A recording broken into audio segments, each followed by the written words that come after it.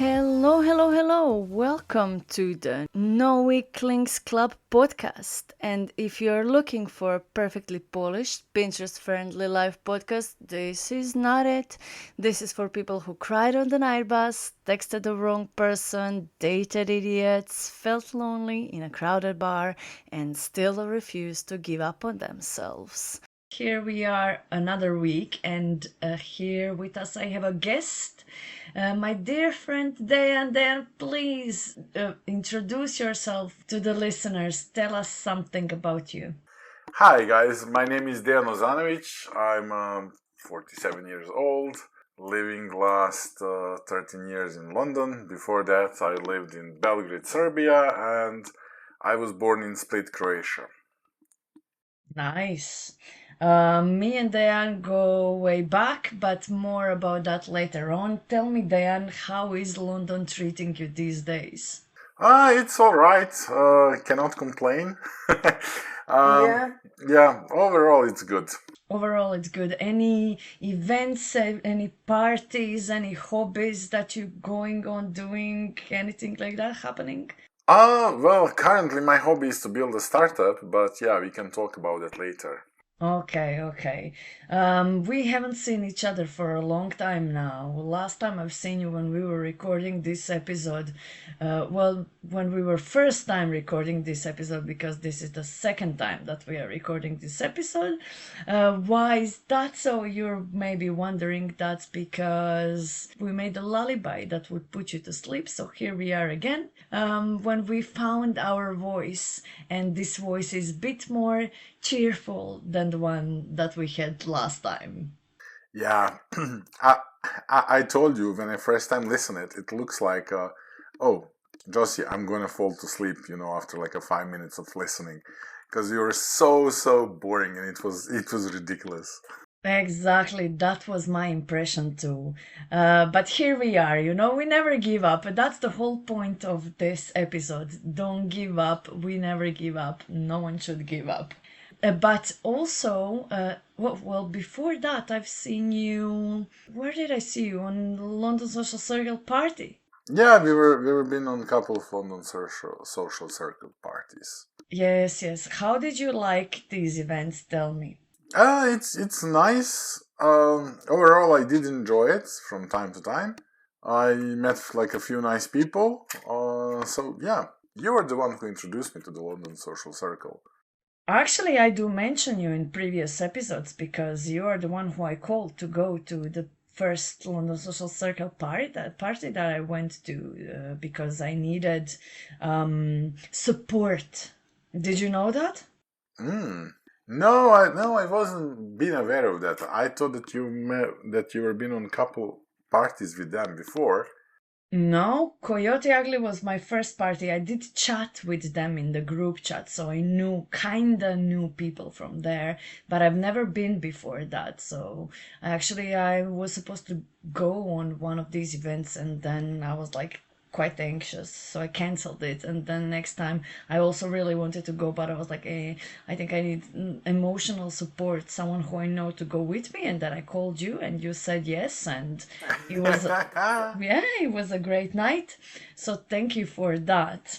In today's episode, we are going to be talking about our entrepreneurial fails, our entrepreneurial endeavors that might have been fails, and how did it all go, how did we came to our ideas, what came out of our ideas, and why are we not giving up. So just to start this episode, I'm going to tell you how I found myself in this entrepreneurial mindset, or however you want to call it. So from the very early age, I felt like I'm a very good salesman, and that's how my endeavor started. When I was about 16 years old, I started my first drop shipping, and I had no idea that this is drop shipping until years after.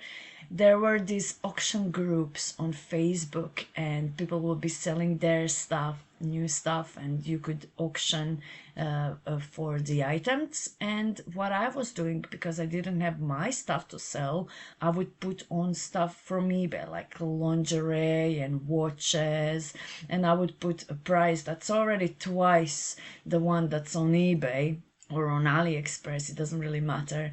And then you would bid for it, you would buy it, send the money to me, and then I would just post it towards you. Well, I would order it towards you, well, which is kind of drop shipping one-on-one. And I have been doing that for probably 6 months or so, maybe even a bit more, earned some money that got me through some difficult stages in my life when I didn't have any other sources of income while I was 16. So I was still in high school. No wonder I didn't have any other sources of income. But that just tells me how resourceful I was even when I was young, and that kind of pushed me towards this mindset of wanting to do something similar or in a business sense that I'm still doing to this day. Few years in my life in London, I have been going through some difficult phase. Also something that I mentioned in episode 1, when I was living in that horrible party place, and when I had to go out because of the guy didn't want to give me back my deposit, so I was poor. I posted in one of the Facebook groups, I think it's ex-Yugoslavians in London, and then Dejan was there to save me, to give me some job, to call me, to invite me to come to clean up his house and organize a little bit, and that's where we met, isn't it, Dejan? Yes. Yeah, the initial idea was kind of cleaning, but for me it was like a lot deeper, because that was usually the time when my ex-wife decided to divorce me. So for me, that was been like a really tough time, because I was going into depression, usually all the time during the summer. And when you offered like a cleaning services and stuff, like a cooking, like a Serbian and Croatian food, I was been like, okay, fair enough. I'm just going to invest that. It's going to be a lot cheaper than going to any kind of sort of therapist. So it was kind of beneficial for me, and yeah, you literally cleaned the flat within like a 2 or 3 days. But because I said like, okay, let's spend like a 2 weeks, then we were even watching some Serbian and Croatian movies and stuff like that. So And we were shopping, we were going to the shop, remember? yeah, also shopping. I mean, it helped me go through it, because when I was spending time with you at that time, it helped me not to think about the whole situation. And literally after that year, I wasn't being depressed because of the divorce and stuff. Oh, So that's very yes, sweet. so you helped me a lot without Oh. probably. I'm telling you this for the first time. Yes, you are. I didn't even know that. That's very sweet. Very, I don't know, I'm sad that you have been going through all that stuff, but I'm also kind of glad to hear that I was able to help. Yeah. Yeah. So mission successful. Yay! So tell me, Dan, since I know that you are entrepreneurial mind, same as I am, tell me a little bit more about your first endeavors. Yes. So I started like a first startup project by myself and 2 more colleagues from Belgrade, because as I said before, I lived in Belgrade and I started my professional career as a software engineer in Belgrade. So I have like 2 good friends of mine, and we decided to start like actually 2 startups with them. First one was like, imagine that you want to buy something on eBay or Amazon or any other website, and you're keen to buy certain product. However, you don't like the current price. And what we try to do is build extension for the Chrome and for the Firefox web browsers that would allow you to mark certain elements on the web page, and it was being just like a fire and forget. After the price is changed, then you'll get a notification in your web browser, and then you can go on the website and do the purchase if you like it. So that was the first one. Is there anything like that existing now? Because that would be a great thing for shoppingholics like me. There are a couple of them. There are? Yes, but for us, the major reason why we failed, we had like a really high cost of acquisition. So when we were running ads, and we were spending around like a $9 per acquisition, and we could earn like a tiny bit of money out of it. So it was been like a disaster because we had to invest like tons and tons of money to get like a substantial user base that we could then sell it. That's a shame. What year was that? Do you know? That was around 2015, 2016. That was that kind of period of time. That was long time ago. Would you be the first ones who actually came up to this idea? I think we wasn't the first one, but we were the first one who tried to do that on a scale. Previous, competitors, they had it only for their own browsers. We tried to build it on a way that if you are a premium user, you can set, for example, a certain price, and then the other users that are using extension for free, they would check out for your tags that you. So that was our kind of like a business model. All our competitors had like only for your own extension. Makes sense. Okay, and you had another one? Yeah, another one with them was the same people, but because I had like a really big experience with crawling data, because I used to work for 2 vertical search engines. Those are like a search engines that are like a highly specialized. So for example, when you see like a Google Shopping, etc., you just type the product in it, and they just give you the websites where you can find it, and they give you the prices, etc.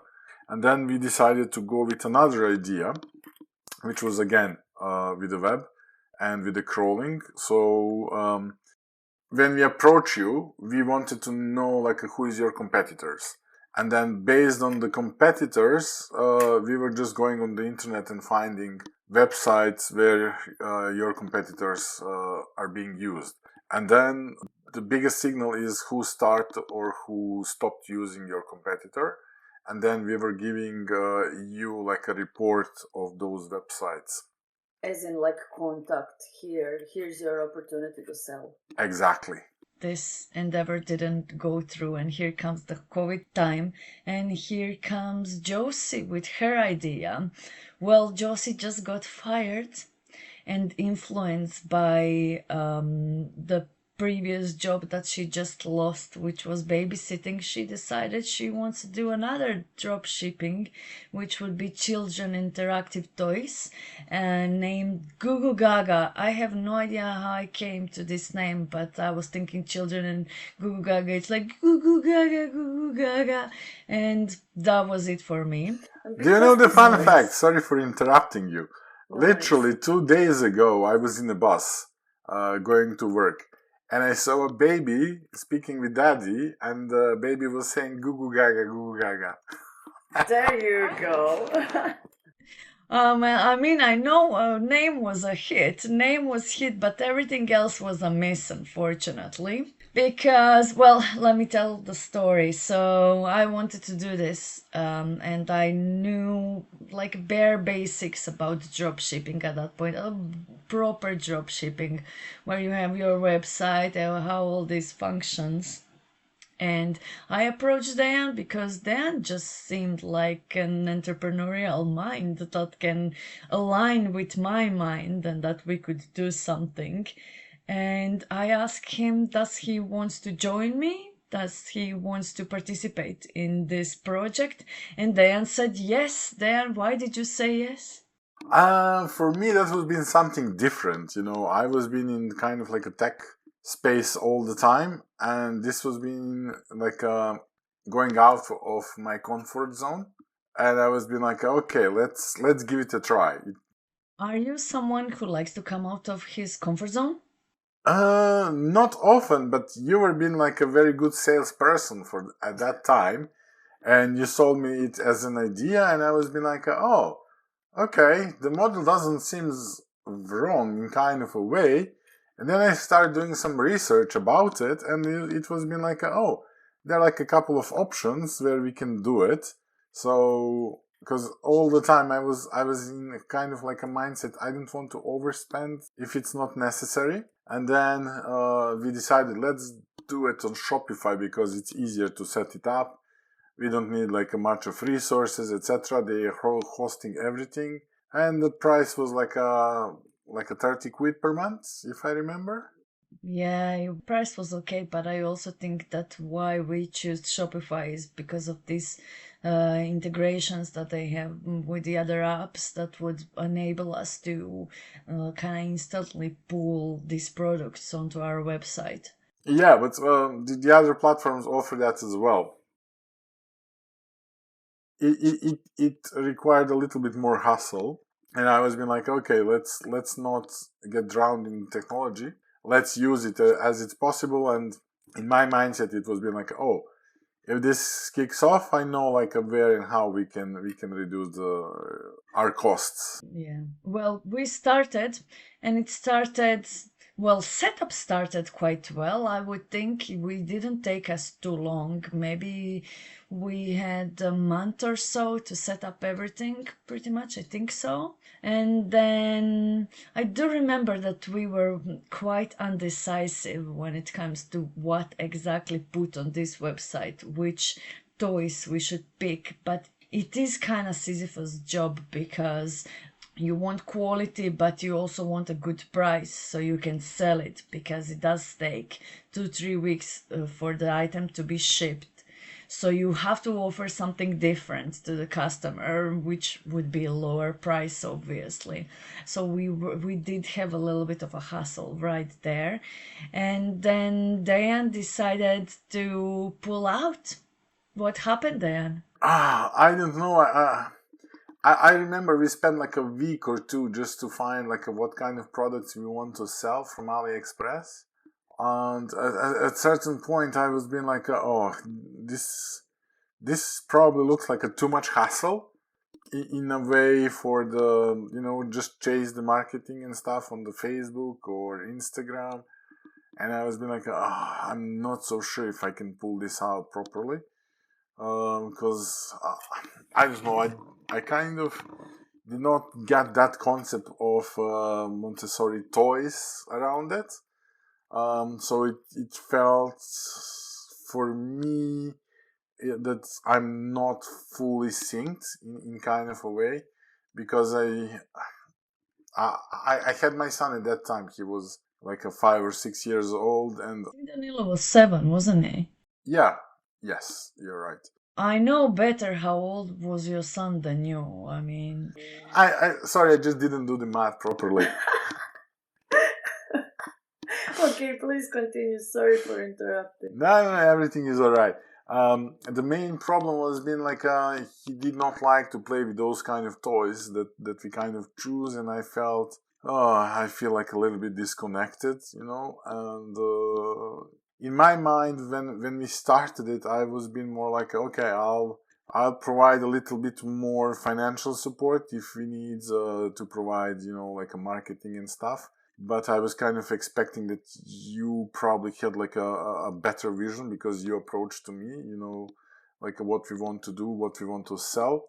So from that kind of perspective, I was being like, I would just drag you around instead of being able to contribute it properly.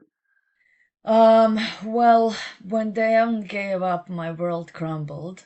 No, it didn't, but I continued, but not for a long time, because Christmas was approaching, and because of the COVID, all these deliveries was pretty much being late. And I felt like I don't want to be responsible for some child's present being late for Christmas. And I tried to discuss a little bit more with some of these suppliers, but quality suppliers obviously had higher prices, and I didn't felt like I can offer enough in that time to the customer. So I decided to give up. But even on me giving up, I was doing the research, a deeper research about drop shipping, and I realized that drop shipping just cannot be a sustainable way of doing business for a long term, because eventually everyone is going to know what drop shipping is. Eventually everyone is going to find out that you can also go and buy this stuff for yourself, order it to yourself and similar. And if you're not going to constantly keep in track with the products that are at the moment desirable, or let's say popular, you're just going to fail. And before I invested money that I didn't have into this, I decided I'm just going to quit. So this finished for us, for you, sooner than it did for me. Tell me, did you learn something from it? Yeah, I actually did learn a lot from it, to be honest, because the whole concept of drop shipping was a bit new for me. It helped me a lot because after Google Gaga in 2024, I started my second drop shipping journey. But this journey was being like, I was thinking like, I might give it a go again. Because I learned a lot, and I found like a lot of those YouTube influencers that are doing it. I saw that many people are doing it like they just want to sell you a course. And I found a guy who was giving everything for free. What are the trends, how to do it, etc. And he was making like 6 to 8 hours YouTube video. And I was being like, okay, let's give it another go. And my mom, she's selling the second-hand handbags back in Serbia. And she's all the time looking on YouTube, like what's the current fashion trends in Milan, Paris, London, New York, etc. And she was seeing a lot of silk scarves on women on those videos. And she said like, oh, you should probably try to go, for like a proper silk. And I thought, yeah, that actually could be something, because that's like a fashion trend that is always on. And I saw in the past from one of those YouTube influencers, some of them launched like a high quality watches, for example, or belts and stuff like that. So I thought like, this can be something that can, work long term. So I did set up my second kind of like a drop shipping journey, and I called the website Navali, which, fun fact. Navali. Exactly. So for all your audiences, Navali is usually like a Serbian or Croatian word, like jump on, like a big sales and stuff like that. But I added like an extra I, so it sound more like a French, like a Navali or something like that. So it kind of had like a funny concept, and I set it up, and I had a bit of sales, but kind of did not work out in a way of amount of money that I invested into marketing compared to the sales that I had. So at some point I decided to pull out because I thought this requires like too much effort, and it's kind of not gonna work out nicely and properly. And I even set up another company for it, because my main company is in VAT, and if I set up the new company, I could go probably with like up to £90,000 per year in sales before I need to go into the VAT, and that was like saving me 20% of actual profit. After a year, simply amount of sales wasn't been that high, so I simply decided to, let it go. What I learned from our drop shipping project is that I don't want to do drop shipping. It just didn't seem like something that's going to work out for me in a long term. I didn't want to waste my time on it. I did not feel a passion for it. That's like on the first place, what I didn't have in order for this to succeed. And then I started my second business. I wanted to be creative. Although I don't find myself like a super very creative person, I decided for some reason I'm going to be now because I like beautiful creative things. And then I started doing love boxes, which would be the gift boxes with foam roses and chocolates inside for Valentine's, birthdays, and whatever. That lasted for about 6 months, but because of the price of the cocoa went up at that point and Ferrero Rocher is expensive, I just found out that I cannot compete with the guys who are already making it. So I decided, okay, Did you try to involve some kinky silicone stuff? I did not. Well, you know what? If someone gave me that idea at the time, maybe I would, but but there you go, I was not that creative, so I decided I'm gonna just cut my losses and store all this stock under my bed. And when I probably have some of the stock still under my bed. Time for Etsy. Yeah, and then another project that I had, this was actually my friend approached me this time. It was a partnership that was called Bites and Bubbles. We were selling bubble waffles and brownies, and mostly we were based, well, we had big ideas. Just to say that we had big ideas. First, our idea was we're gonna buy like a van, shop on the wheels, but that turned out to be too expensive for people who don't earn a lot of money, don't have a lot of savings, and they have to work their full-time jobs while they're doing this. So we were like, okay, let's just start with markets and pop-ups, and then from that money we're going to buy a van or whatever on the wheels. And it turned out that not that we could buy a van, we didn't even earn any of that money. We spent a lot of our money, all of the stuff that we invested, we lost because just one bad decision, which it didn't even seem like a bad decision at the time, can put you down. Our decision was to be on Paternoster Market, which is quite a big popular market in central London, right next to St. Paul Cathedral. But our stall has been placed to look nowhere else than into the Pret shop. And people who are buying in the Pret shop were not interested in the market, so they would be not buying with us. And my colleagues didn't want to drop the price, which would hopefully invite some customers. And we kind of also decided to cut our losses back there. I remember that was the venture with 3 Croatian girls, right?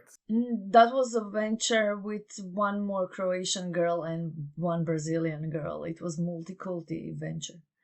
Oh yeah, because I was thinking to come in, just to finance it for the van and stuff. But you told me like, no, it's only girly things. You're not welcome. Yeah, well, that's how it was. It was like, too many people. It's a crowded house. So basically we didn't want it. Plus it wasn't just my decision. But if we've done that, it would probably be better for us. Because these pop-ups and markets didn't work. But if we had our van, we would be able to concentrate a bit more on what was actually necessary to concentrate on. I probably still have some stock from that too under my bed. Not probably, 100%. I know I have waffle machines. If someone wants to buy waffle machines, you know where to find me. And that was about it. In September 2025, we officially put a key in the lock and closed this project. The funniest thing of all of that, we actually had around £400 that we earned on Paternoster Market on our account, but no one told us when we closed this account, this money is gonna go to the Crown House. So we ended up losing even that money. Yeah. But you know what? Every business that I tried taught me something. and I was always kind of ready to try and to build and to push. And here I am today, pushing again. Are you pushing again, Dan? Yes, yes, I am. After that second drop shipping, what happened is at some point of time I bought a PlayStation 5 for my son because I didn't want to buy it on eBay with those inflated prices. And after I got the PlayStation, a friend of mine told me, "Oh, you need to buy the Gran Turismo. This is like the most iconic game for the PlayStation. You know, if you don't have it, it's like that you don't have the PlayStation." I was like, "Okay, fine," and I bought it. And then I started playing it on the game controller, and it felt so addictive. And because I'm not driving in the UK, you know, having a driving racing game, it was been like so refreshing. And after a few months, I decided to buy myself a proper wheel. And then I was watching some YouTubers how they are playing and so on. And then one of them introduced like a one program for that Gran Turismo game, where it was basically capturing like when you're braking, how you're accelerating, how you're braking, how much steering you're applying, and in which gear you are, and you know, all those kind of stuff. And then it basically allowed you to compare like your racing lap with some other racing lap, and then you can find where you're losing or where you're gaining time compared to that reference lap. And I saw the app, and it looks like you know, based from what I'm doing professionally, I was like, oh, I'm doing this every single day. I didn't know that I can extract the data from the game. And then I did a little bit of research. I found out how I can extract the data, and I was like, okay, let me build the app for it. And I saw like a competitor have only the app that is working for PC, and I said like, probably I can build it to work it both on computers and on Android and iOS. And I was like, yeah, that should be it. And then I started building it, and I built the product, and product is still there available. However, what happened in the meantime is that there's some serious players from the real world racing, they jumped into it. And for that particular game, Gran Turismo on the Sony PlayStation, creators of the game decided to build in that feature within the game and offer it for free. It's happened that for majority of those racing games on the market, they got like their own solution, and they're kind of giving them more or less for free. So I was being like, okay, I have the app, it's working everywhere, and I decided to keep it for free, you know, just to give something to the community. That's nice. It gave you a learning experience, if nothing else. Yeah, and you know, going back to the London social circle, we went to the F1 arcade here in London. Yes. And I literally have the support for the game that is used there, and I could actually capture the data from the F1 arcade game. That was the journey, and right now, because I'm never ending, I said to myself, I will either succeed or die trying. You know, there is no giving up. You know, there is no just working for a salary. And right now, I'm building the app for salons to book it. I have like a couple of major competitors on the market already, but all my competitors are charging like a monthly subscription or yearly subscription, and on top of that they are charging 20 to 35% for the first time customer in their salon. So it's kind of like a really big amount of money they need to pay in commission compared to just the regular subscription they have to pay. And I was being like, oh, okay, probably I can build something like that for, it's not the rocket science, you know, just to build a booking system and kind of calendar for the salon owners. So I built a system for that, and yeah, I'm literally in the process of publishing the apps to the Apple App Store and to the Google Android Store. And on top of that, I will also have the application for the computers as well. Very nice, very nice. Well, same as you. My brain is always full with ideas, and my latest bad idea that somehow feels like the best one yet is this podcast, No Weak Links Club, this exact podcast that listeners are listening right now.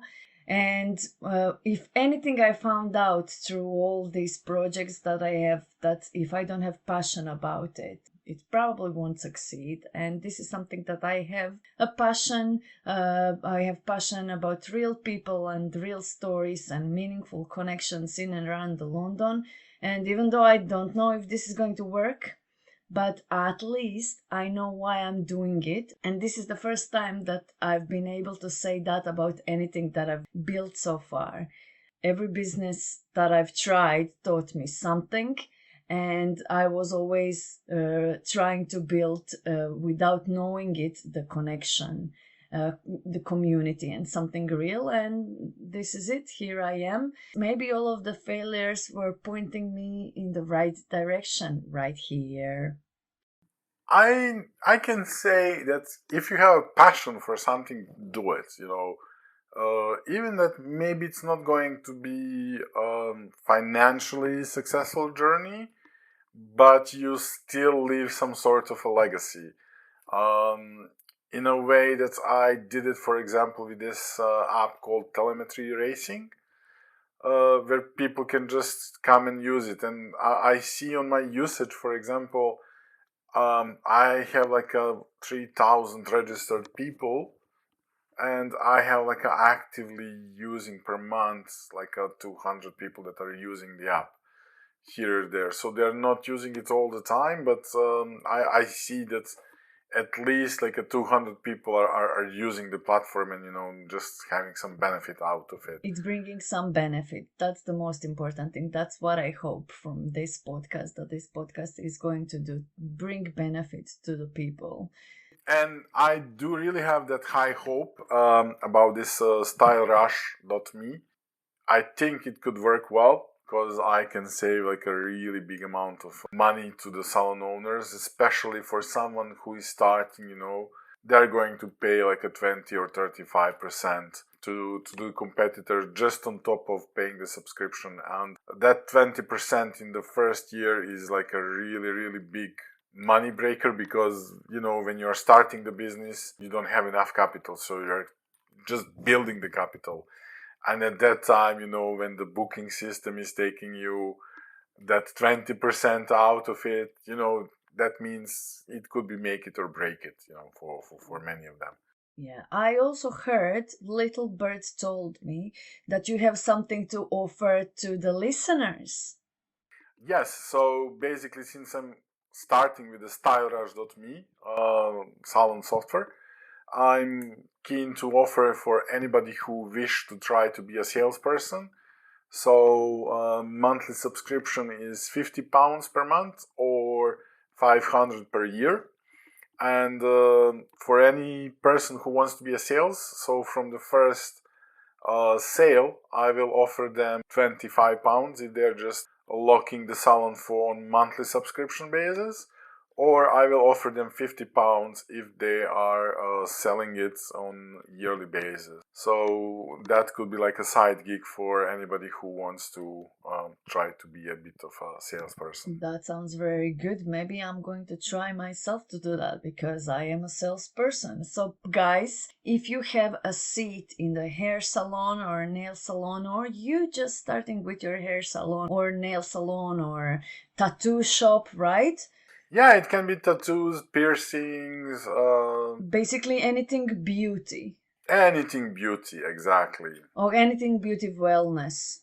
Nails, eyelashes, whatever. Massages. Even that.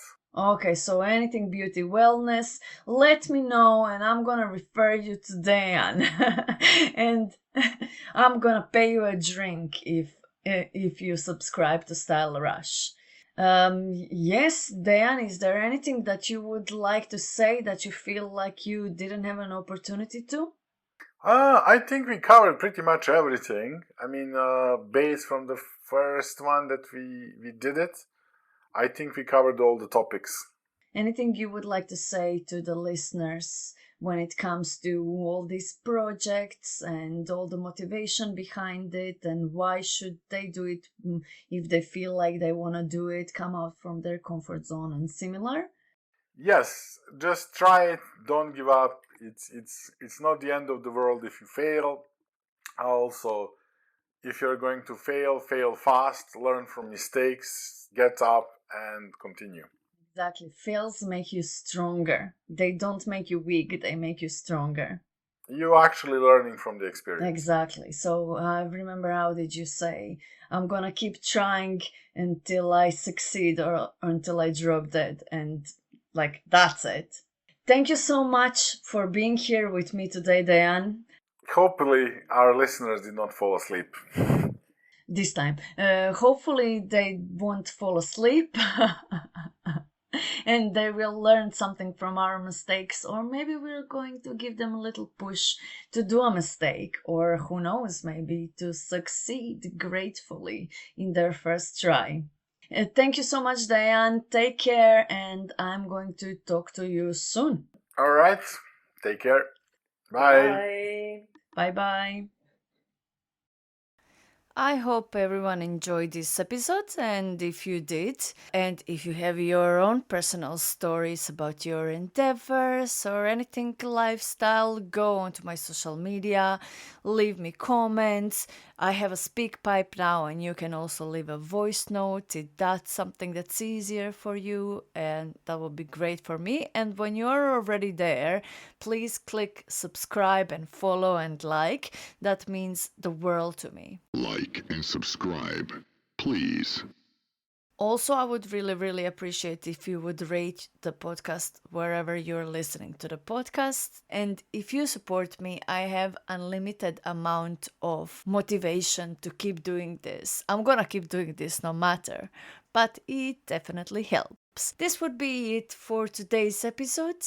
Thank you so much for listening. Talk to you next time. Josi sending kisses. Bye.